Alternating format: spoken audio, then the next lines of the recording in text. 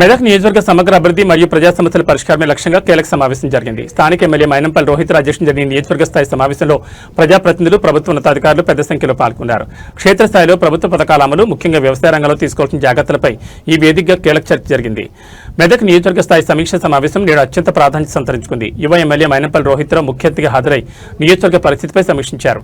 నియోజకవర్గంలోని ప్రతి గ్రామానికి ప్రభుత్వ ఫలాలు అందాలని, పెండింగ్లో ఉన్న పనులను సకాలంలో పూర్తి చేయాలని ఎమ్మెల్యే అధికారులను ఆదేశించారు. మున్సిపల్ పరిధిలో మౌలిక సదుపాయాల కల్పనపై ప్రత్యేక దృష్టి సారించాలని సూచించారు.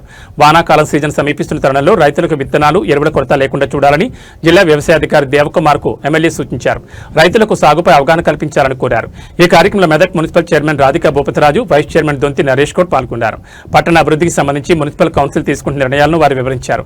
ఉద్యానవన శాఖ అధికారి ప్రతాప్ సింగ్ నియోజకవర్గంలో పండ్ల తోటల పెంపకం మరియు రాయితీలపై రైతులకు అందుతున్న ప్రోత్సాహకాల గురించి వివరించారు. ప్రజాప్రతినిధులు, అధికారులు సమన్వయంతో పనిచేసినప్పుడే నియోజకవర్గం ఆదర్శంగా నిలుస్తుందని మైనంపల్లి రోహిత్ పేర్కొన్నారు. ఈ సమావేశంతో నియోజకవర్గం అభివృద్ధి పనుల్లో మరింత వేగం పుంజుకోనుంది.